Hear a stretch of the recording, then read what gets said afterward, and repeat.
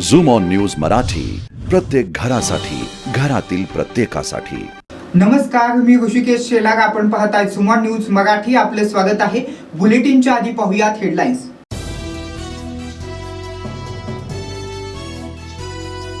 स्वाभिमानी संघटना व बळीराजा यांची हुंकार यात्रा संपन्न। खासदार राजू शेट्टी यांच्या उपस्थितीमध्ये संपन्न।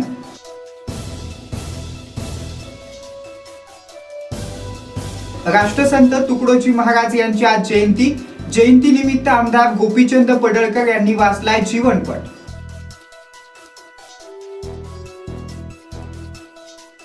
संजय राऊत यांनी माफी मागावी असं किरीट सोमय्या यांचं म्हणणं।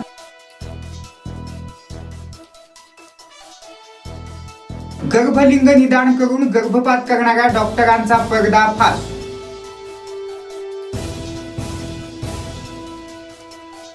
संत श्रेष्ठ गोरोबा काका यात्रेतील कुस्त्यांचा फड चाललाय तब्बल 6 तास।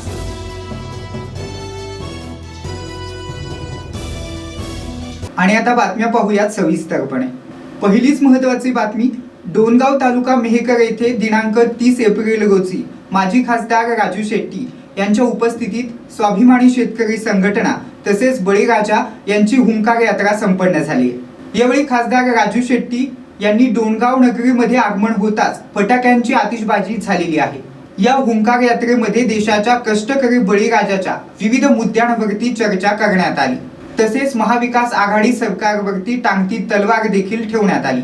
महाविकास आघाडी सरकार शेतकऱ्यांच्या प्रश्नाकडे दुर्लक्ष करते असा आरोप खासदार राजू शेट्टी यांनी केलेला आहे। Ravindra Surushe, Zoom on News, Mehkar. Rashtrasant Tukdoji Maharaj यांची आज जयंती आहे। तुकडोजी महाराज हे आधुनिक काळातले मोठे संत होते। त्यांनी देशाच्या स्वातंत्र्य चळवळीत मोठं योगदान दिलं आहे। त्यासाठी त्यांना जेलमध्येही जावं लागलं होतं असे विधान आमदार गोपीचंद पडळकर यांनी केलेलं आहे। तुकडोजी महाराजांनी खास करून ग्रामीण भागाचा विकास झाला पाहिजे म्हणून भरपूर प्रबोधन केलेलं आहे। अंधश्रद्धा, वाईट प्रथांविरुद्ध आपल्या कीर्तन आणि भजनातून त्यांनी समाजाचं प्रबोधन केलेलं आहे।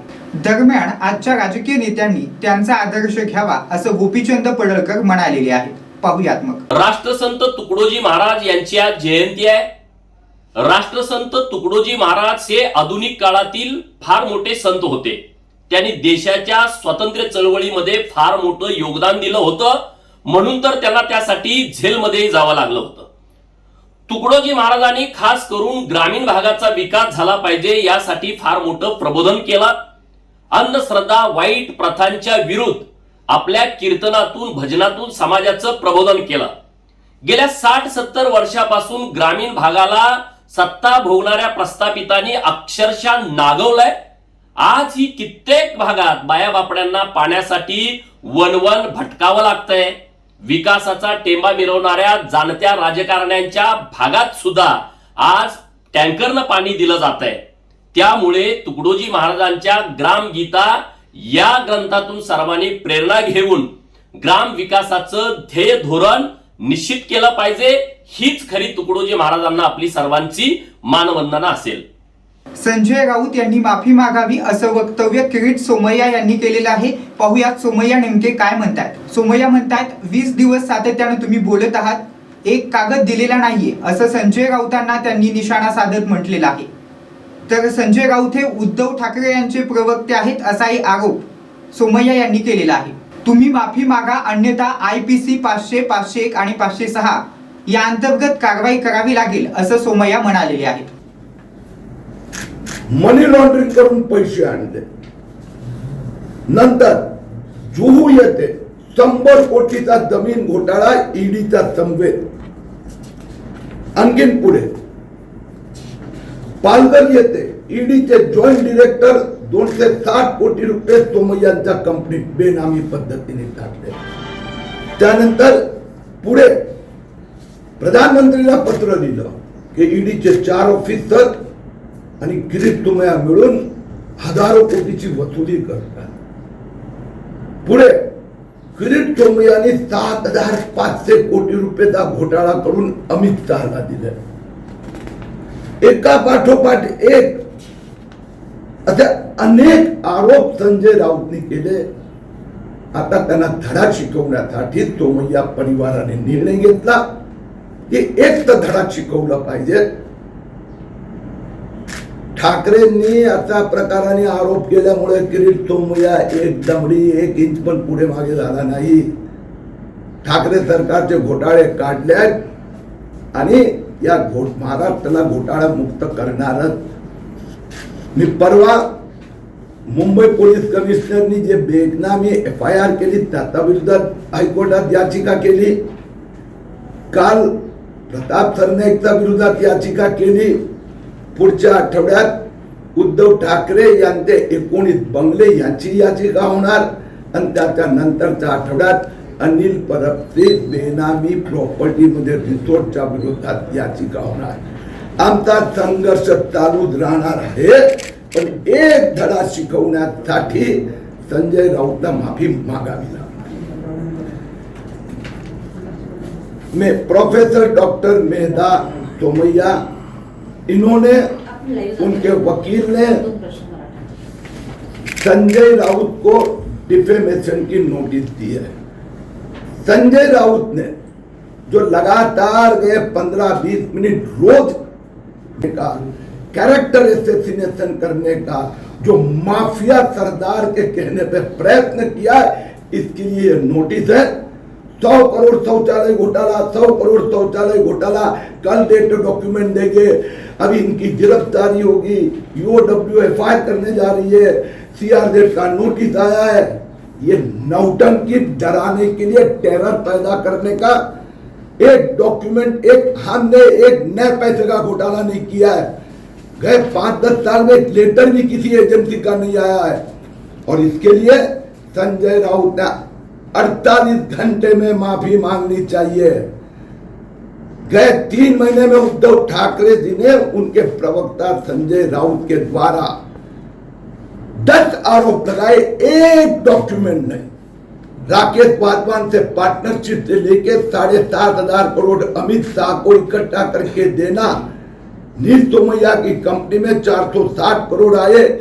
एक पुरावा नहीं, एक डॉक्यूमेंट ने खाली आरोप करना, टेरर फैलाना और भाग जाना. ये उद्धव ठाकरे जी ने माहौल खड़ा करने का प्रयास किया है. हमारी लड़ाई भ्रष्टाचार के सामने जारी रहेगी. मैंने गए 2 दिन में 2 याचिका दाखिल की है. अगले 2 सप्ताह में प्रताप सरनाईक के विरुद्ध याचिका हो गई. खार की मारपीट की जो संजय पांडे जी ने एक फेक FIR की, उसके खिलाफ याचिका दाखिल हो गई. अगले 2 सप्ताह में उद्धव ठाकरे जी के 19 बंगले और अनिल परब का बेनामी रिसोर्ट के खिलाफ भी याचिका दाखिल करेंगे. घोटालेबाज ठाकरे सरकार से महाराष्ट्र को माफिया मुक्त करने का ये मेरा धर्म है. हम निभाएंगे.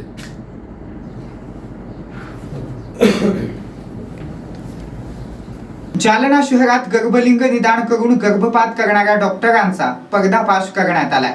सापळा रचून हा पर्दाफाश केलेला आहे. सतीश गवारे असं फरार झालेल्या डॉक्टरांचं नाव आहे. शहरातील ढवळेश्वर परिसरात राजेश्वर क्लिनिक मध्ये गर्भलिंग निदान करून गर्भपात करण्यात येत असल्याची तक्रार पुण्याहून जिल्हाधिकारी, जिल्हा शल्य चिकित्सक यांना प्राप्त झाली होती. त्यानंतर सापळा रचून त्या आरोपी विरोधात ही मोहीम पोलिसांनी राबवलेली आहे. आत्ता जस्ट आपल्याला माहिती आहे 12:50 हा टाईम झालेला आहे आणि आत्ता आमची ही पूर्ण कारवाई पूर्ण झालेली आहे. प्रक्रिया ही कारवाई म्हणजे आम्हाला पुण्यावरनं कुटुंब कल्याण राज्य इथून एक तक्रार प्राप्त झाली होती 25 तारखेला, 25 एप्रिल रोजी, की जालना येथे एक अवैधरित्या गर्भलिंग निदान होतं आणि अवैधरित्या गर्भपात होतात.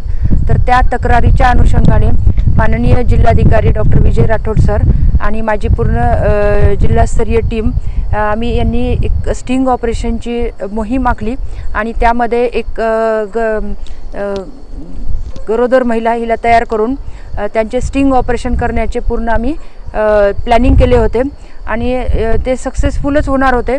पण ऐन वेळेला त्या डॉक्टर सतीश गवारे जे राजुरेश्वर क्लिनिकची जी तक्रार होती त्या क्लिनिकचे डॉक्टर सतीश गवारे, डिग्री त्यांची BMS आहे लिहिलेली बाहेर, तर असे त्या ठिकाणी केलेले असता तर वेळेवर त्यांनी दगा दिल्यामुळे ती आमची मोहीम फत्ते होऊ शकली नाही. पण त्याच वेळेस आम्ही हा निर्णय घेतला की डायरेक्ट क्लिनिकमध्ये जाऊन आपण तिथे छापा मारायचा. मग आमची पूर्ण टीम पोलीस यंत्रणेसह तेथे गेली असता तिथे एक महिला, गरोदर महिला, तिला IV चालू होते आणि आमच्यासोबत आमच्या गायनॅकॉलॉजिस्ट मॅडम पण होत्या. माझी जी पूर्ण टीम आहे ती म्हणजे मी स्वतः, डॉक्टर विजय वाकोडे जे स्वतः रेडिओलॉजिस्ट आणि मेडिकल सुपरिटेंडंट आहेत, गायनॅकॉलॉजिस्ट डॉक्टर घोलप मॅडम, विधी सल्लागार ॲडव्होकेट सोनाली कांबळे आणि तसेच PSI श्री जलवार साहेब आणि त्यांची पूर्ण टीम.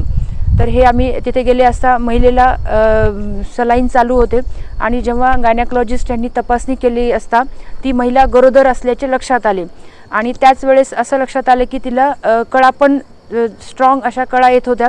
म्हणून आम्ही तात्काळ तिला महिला रुग्णालय येथे शासकीय 108ची ॲम्ब्युलन्स आहे त्यामध्ये शिफ्ट केले आणि म्हणजे अवघ्या 10 मिनिटामध्ये तिथे तिचा गर्भपात झाला आणि त्या ठिकाणी आम्हाला एक संशयित स्त्री जातीचे भ्रूण आढळून आले आणि मग त्याच वेळेला मग आम्ही बाकीच्या टीमच्या मेंबरनी तिथं जे उपस्थित असलेले डॉक्टरांचे मदतनीस आणि एक महिला मदतनीस यांची चौकशी केलेली असता. कारण डॉक्टर सतीश गवारे आणि त्यांचा जो साथीदार होता संदीप गोरे हे आज सकाळपासूनच गाडी आणि मशीनसहित फरार झालेले होते आणि त्या ठिकाणी उपस्थित असलेल्या मदतनीस यांची आम्ही चौकशी केली असता त्यांच्या म्हणण्यानुसार त्यांनी सांगितले की बाबा इथे डॉक्टर संत श्रेष्ठ गोरोबा काका कुंभार पुण्यतिथी यात्रा महोत्सवाचा समारोप जंगी कुस्त्यांच्या फडाने झालाय. ग्रामपंचायत तेरचे सरपंच, उपसरपंच आणि सर्व ग्रामस्थ यावेळी उपस्थित होते.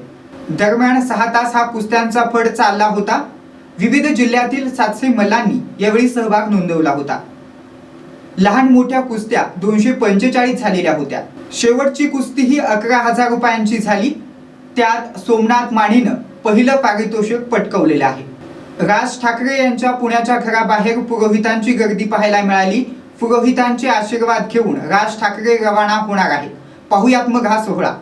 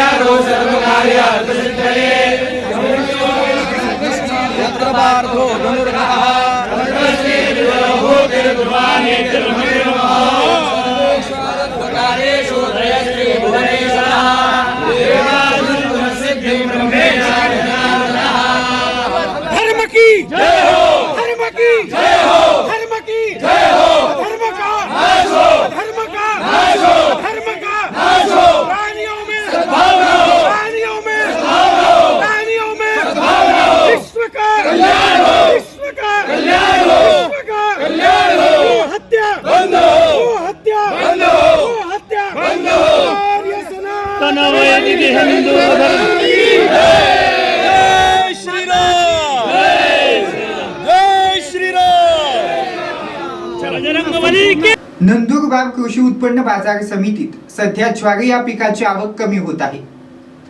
पाहिजे तसा भाव मिळत नसल्यानं ही आवक कमी होत आहे. नंदुरबार कृषी उत्पन्न बाजार समितीत सध्या रब्बी हंगामातील गहू, ज्वारी, मका अशा पिकांची आवक मोठ्या प्रमाणात होत आहे. मागील वर्षी मार्च महिन्याच्या शेवटी ज्वारीची 26,000 क्विंटल एवढी आवक बाजार समितीत झाली होती. या वर्षीच्या तुलनेत ही आवक सगळ्यात कमी झालेली आहे. आपल्या नंदुरबार बाजार समितीमध्ये सद्यस्थितीत रब्बी हंगामातील गहू, ज्वारी, मका, दादर इत्यादी शेतमालाची आवक मोठ्या प्रमाणात येत असून मागील मार्चच्या अखेर म्हणजे मागील वर्षात जवळपास 26,000 क्विंटल दादरची आवक बाजार समितीमध्ये झालेली आहे. यावर्षी साधारणतः 2,500 पासून 3,000पर्यंत सुरुवातीला असलेले दादरचे दर सध्या गुजरात राज्यात मागणी मोठ्या प्रमाणात घटल्याने आत्ता सध्या 2,100 पासून तर 2,500 रुपयापर्यंत दर स्थिर झालेले आहेत.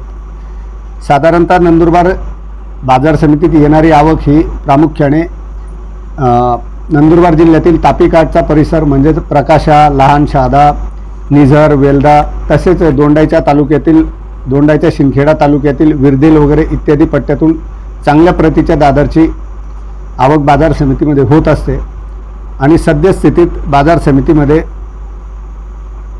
दररोज साधारण 40 ते 50 वाहनांमधून दादर आवक होत असून सध्या दर 2000 पासून 2500 पर्यंत स्थिर झालेले आहे. राज्य सरकारच्या सामाजिक न्याय विभागानं 4 मंडळात निधीत मोठ्या प्रमाणात वाढ केलेली आहे. त्यात महात्मा फुले मागासवर्ग महामंडळ, लोकशाहीर अण्णाभाऊ साठे महामंडळ, संत रोहिदास महामंडळ आदी महामंडळ निधीत वाढ केली. मात्र वसंतराव नाईक भटके विमुक्त महामंडळाच्या निधीत 1 रुपयांचीही वाढ राज्य सरकारनं केली नाही. हा दुजाभाव असल्याचा आरोप माजी खासदार हरिभाऊ राठोड यांनी केलेला आहे. सामाजिक न्याय विभागामार्फत चालवण्यात येणाऱ्या विविध सामाजिक विकास महामंडळाला निधी वाढवून दिलेला आहे, परंतु भटक्या विमुक्तांसाठी असलेल्या वसंतराव नाईक महामंडळाचा निधी मात्र सरकारने वाढवून दिलेला नाही. हा दुजाभाव का करतं सरकार? आणि वसंतराव नाईक महामंडळाला गेले 7 वर्ष 1 पैसाही निधी दिला नाही. अशा पद्धतीने या जो भटक्यामुक्त सगळ्यात वंचित समाज आहे त्या समाजावर मात्र सरकारचं अक्षम्य दुर्लक्ष आहे. नवनिर्माण सेनेचे अध्यक्ष राज ठाकरे यांच्या औरंगाबाद सभेसंदर्भात वाद सुरू आहे. त्यात अनेक भर पडलेली आहे. त्याच वादात अजून भर पडली आहे. राष्ट्रीय ओबीसी महासंघाचे युवा राष्ट्रीय अध्यक्ष सुभाष घाटे यांनी या सभेसंदर्भात वक्तव्य करत ओबीसी समाजाला विनंती केली आहे की या सभेत कोणतेही ओबीसी बांधवांनी भोंगे लावायचे नाही आणि काढायचे पण नाही. सोबत राज ठाकरे यांना सल्लाही त्यांनी दिलेला आहे. सभा घेण्याऐवजी तुम्ही रोजगार मेळावा कार्यशाळा घेतली असती तर बेरोजगार युवकांना खूप मोठा प्रश्न सुटला असता. जय ओबीसी, जय संविधान, जय मंडल. राष्ट्रीय ओबीसी युवा महासंघाकडून या महाराष्ट्राच्या तमाम ओबीसी बांधवांना एक नम्र निवेदन आहे की आपण या औरंगाबाद येथे होणाऱ्या राजसाहेब ठाकरे यांच्या सभेला जाऊ नये, कारण त्या ठिकाणी अशा प्रकारची परिस्थिती निर्माण होऊ शकते की जेणेकरून आपल्या या युवा वर्गावरती केसेस लागण्याचे जास्त चान्सेस आहेत. आणि आपण या ओबीसी वर्गामध्ये मोडतो आणि या प्रत्येक राजकीय पार्ट्या अशा प्रकारचे आयोजन नियोजन करत राहतात आणि या अपप्रचाराला आपण बळी न पडता आपण या आपल्या संविधानापासून, संविधानाने दिलेल्या अधिकारापासून 50 वर्षापासून आपण दूर आहोत.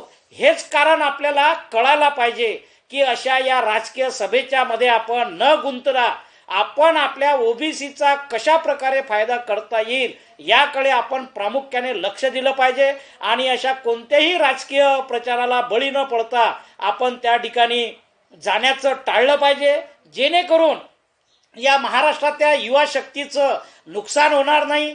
पहिलेच इकडे बेरोजगारी आहे, इकडे महागाई वाढलेली आहे, भ्रष्टाचार धूम करत आहे. अशा या पूर्ण परिस्थितीमध्ये आपल्याला जे काही आता मागण्या मागायच्या आहे, केंद्र सरकार असो राज्य सरकार असो, त्यांना आपल्याला घ्यायचं आहे. पण या ओबीसी बांधवांचं लक्ष केंद्रित कसं करायचं, या सर्व जनतेचं लक्ष दुसरीकडे कसं केंद्रित करायचं हे राजकारणी लोकांना चांगल्या प्रकारे या ठिकाणी करता येते. म्हणून आता हे जे ओबीसीचे, काल आमचा पालघरला खूप मोठा ओबीसीचा मेळावा झाला आणि ओबीसीला न देता काही यांचं लक्ष कसं केंद्रित करावं याच्याकडे या सर्व राजकीय पार्टींचं लक्ष असते.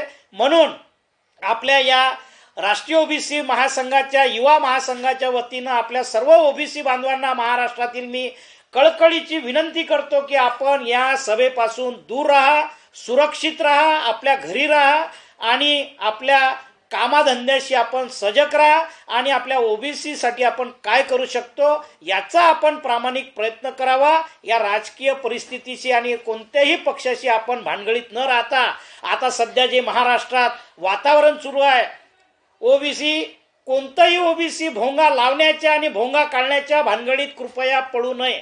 आपण कोणत्याच भोंगा लावायचा नाही, काढायचा नाही. आपण ज्या परिस्थितीमध्ये आहोत, 50 वर्षापासून यांनी आपल्यावरती राज्य करत 50 वर्ष संविधानापासून आपल्याला दूर ठेवण्याचा प्रयत्न केलेला आहे. म्हणून आज आपल्याला काय प्राप्त करायचं आहे, कशासाठी आपल्याला मोर्चा काढायचा आहे आणि आपले न्याय हक्क ओबीसींचे काय आहे याच्याकडे आपण सर्वांनी लक्ष द्यावं, ना की आपण राजकारणाचे बळी न पडावं. तर माझी सर्वांना एकच नम्र विनंती आहे की ठाकरे साहेबांनाही माझी एक विनंती आहे की राजसाहेब, आपण अशा भव्य दिव्य सभेचं आयोजन न करता या महाराष्ट्रातील जनतेसाठी जर आपण बेरोजगाराचा मेळावा जर आपण या ठिकाणी केला असता तर या महाराष्ट्राच्या जनतेनं, या भारताच्या जनतेनं आपली खरंच वाहवाही केली असती. राजसाहेब, मला तरी वाटते की ठीक आहे, आता तुमचा ठरला आहे, तुम्ही करा, पण यानंतर कृपया आपण या महाराष्ट्रातील जनतेसाठी काय करू शकतो, त्यांना कसा रोजगार उपलब्ध करू शकतो, कशा प्रकारचे मेळावे आपण या ठिकाणी आयोजित करू शकतो, कशा प्रकारचा रोजगार या बेरोजगारांना आपण उपलब्ध करू शकतो, अशा प्रकारची अपेक्षा या पूर्ण महाराष्ट्राच्या जनतेची आहे राजसाहेब. ना की आपण ही पार्टी ती पार्टी, पार्टीचं काही नाही. आज फक्त लोकांना आपल्या पोटा पाण्याची व्यवस्थेची परिस्थिती आली आहे की महागाई एवढी वाढली आहे, लोकांना खायला भेटत नाही आणि ते काय सभेमध्ये येतील आणि काय करतील. आपल्या 2 वेळच्या पोटा पाण्याचा जर प्रश्न आहे तर अशा प्रकारचे आपण राजसाहेब जर आयोजन नियोजन केले तर खरंच आम्ही आमच्या राष्ट्रीय ओबीसी महासंघाकडून आपलं स्वागत करू आणि विनंती सुद्धा करतो की आपण अशा प्रकारचे आयोजन केले पाहिजे की या जनतेमध्ये कसल्याही प्रकारचा भ्रम आणि कसल्याही प्रकारची या ठिकाणी अराजकता या महाराष्ट्राच्या, आमच्या छत्रपती शिवाजी महाराज, शाहू महाराज, महात्मा फुले, आंबेडकर या संतांच्या भूमीमध्ये आणि 1 मे महाराष्ट्र दिवस आहे. महाराष्ट्राच्या अशा धर्तीमध्ये कोणत्याही प्रकारचा अनुचित प्रकार घडला नाही पाहिजे, या महाराष्ट्राला गालबोट लागलं नाही पाहिजे. या सर्वांची माझी अशी कळकळीची विनंती आहे की सर्व जनतेनी, आपापल्या या ओबीसी जनतेनी आपलं याकडे लक्ष केंद्रित करावं आणि आपण आपल्या ठिकाणी सुरक्षित राहावं, एवढीच विनंती करतो. इथेच थांबतो. जय ओबीसी, जय संविधान, जय मंडल, जय महाराष्ट्र. मनसेचे नेते संदीप देशपांडे यांनी माध्यमांशी बोलताना सांगितलं की शिवसेनेचे माजी खासदार चंद्रकांत खैरे हे कार्यकाल संपलेले नेते असून राज ठाकरे यांच्या वरती वक्तव्य करून अपडेट होण्याचा प्रयत्न ते करत आहेत, असं ते म्हणालेले आहेत. मोठ्या सभा होती, माजी चंद्रकांत खैरे जे आहेत शिवसेनेचा गड आहे औरंगाबाद. चंद्रकांत खैरे साहेबांना पूर्ण त्यांचा मान राखून एवढंच सांगेन की खैरे साहेब हे संभाजीनगरचं आउटडेटेड नेतृत्व आहे.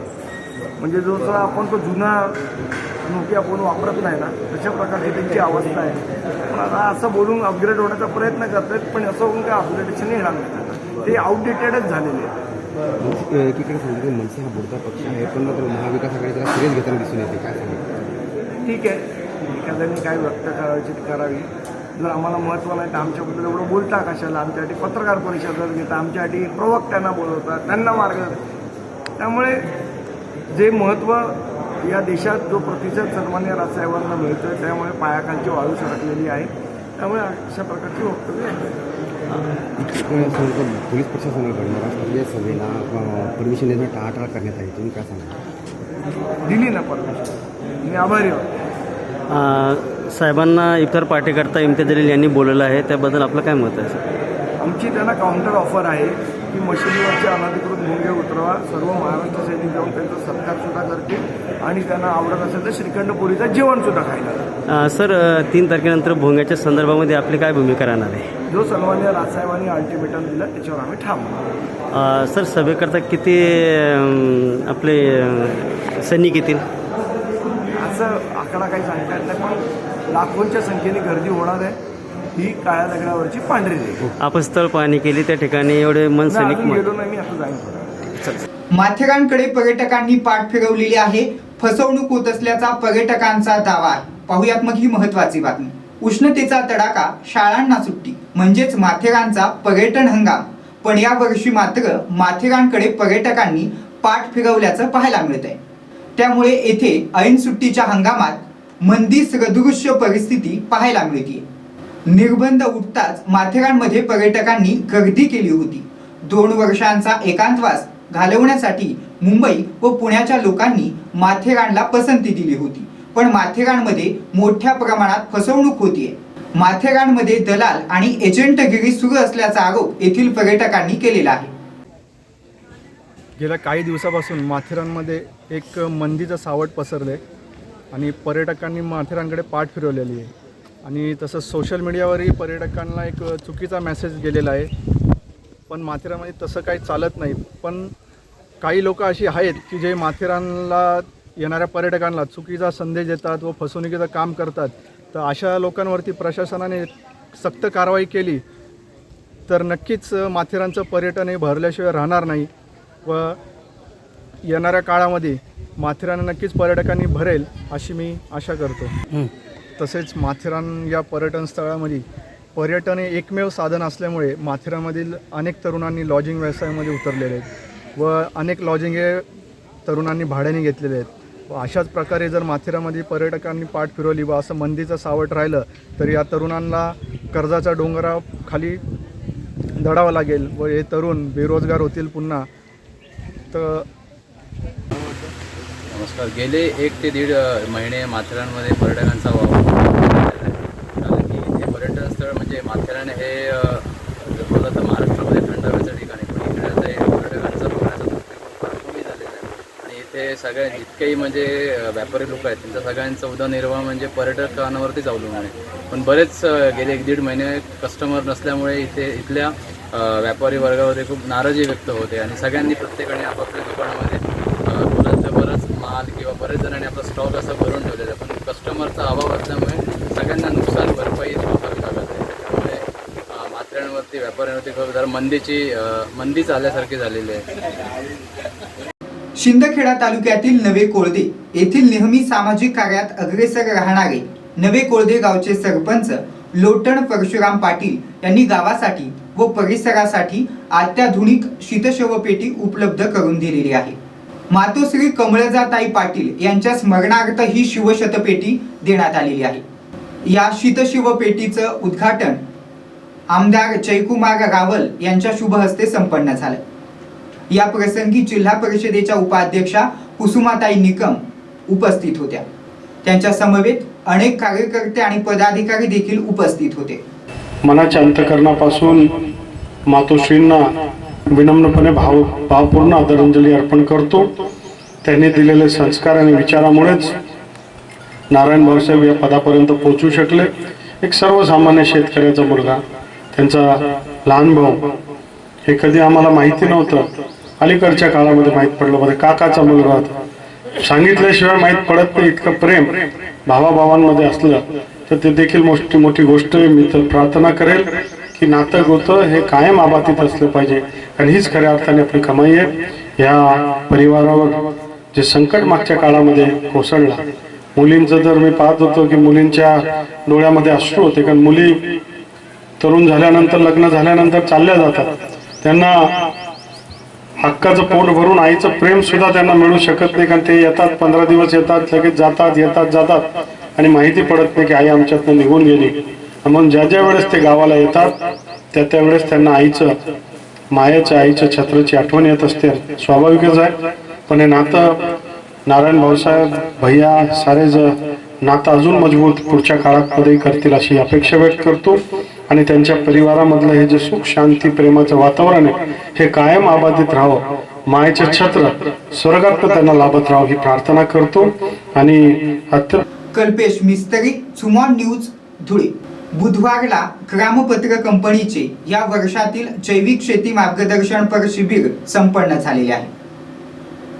या प्रशिक्षणाचे उद्घाटन माननीय आमदार हरीश भाऊ पिंपळे, माननीय प्रकाश भाऊ फुहरे, शेतकरी नेते तथा अध्यक्ष पंजाबराव देशमुख जैविक शेती मिशनचे प्रोजेक्ट डायरेक्टर श्री आरिफ शहा, या कार्यक्रमाचे आयोजक, या गटाचे अध्यक्ष, या कार्यक्रमावर उपस्थित असलेले सर्व शेतकरी आणि मित्रांनो,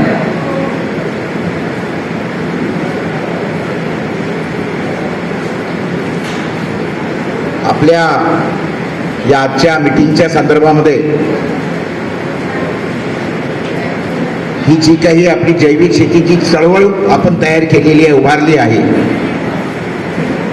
हे किती उलट पाणी तोडणं याची तुम्हाला सगळ्यांना शेतकऱ्यांना कल्पना आहे. हे आपण सर्व उलट पोहत आहोत. सर्व जग आज रासायनिक खतं आणि याच्या मार्गी लागलेलं आहे आणि आपण मात्र सर्व उलट पोहून राहिलो. मात्र तुम्ही एक लक्षात घ्या, उलटे तेच पोहतात जे जिवंत असतात.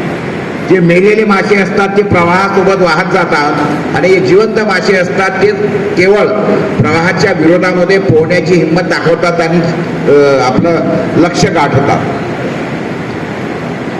आपण शेतकरी आहोत, आपण पाहिलेलं. आज परिस्थिती असं आहे की गेल्या जवळपास 15-20 वर्षापासून मी या जैविक शेतीच्या मागे लागलो. जेव्हा मी पाहिलं 2001 साली की शेतकऱ्यांच्या खूप आत्महत्या होत आहेत, तर त्या दृष्टिकोनातून त्या आत्महत्या का होत आहेत, तर शेतीमधला तोटा आहे. आणि तोटा का आहे, तर तो शेतीतला खर्च वाढल्यामुळे आहे. हे आपण पहिले समजून घेतलं पाहिजे. आणि आपण कोण आहोत शेतकरी, तर आपण बँकांमध्ये डिपॉझिट ठेवणारे लोक आहोत. आपण पहिले बँकांमध्ये डिपॉझिट ठेवत होतो. बँकांचे मॅनेजर पहिले आपल्या गाव खेड्यावर चक्रा मारायचे, भाऊ डिपॉझिट द्या, भाऊ डिपॉझिट द्या, भाऊ डिपॉझिट द्या. आपण बँकांमध्ये डिपॉझिट ठेवणारे लोक आहोत, कारण आपण एक दाणा टाकला तर 10,000 दाणे होतात. तर त्याच्यामुळे आपण बँकेत डिपॉझिट ठेवणारे लोक. धनराज सपकाळ, सुमन न्यूज अकोला. आणि बुलेटिनच्या शेवटी पुन्हा एकदा पाहूयात हेडलाईन्स.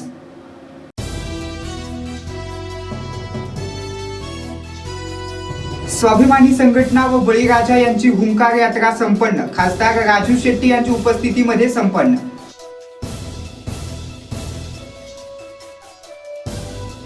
राष्ट्रसंत तुकडोजी महाराज यांची आज जयंती.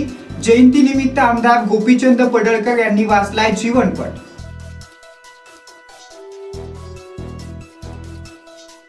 संजय राऊत यांनी माफी मागावी असं किरीट सोमय्या यांचं म्हणणं.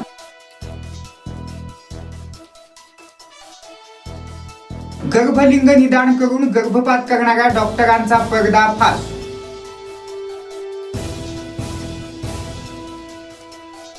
संत श्रेष्ठ गोरोबा काका यात्रेतील कुस्त्यांचा फड चाललाय तब्बल 6 तास.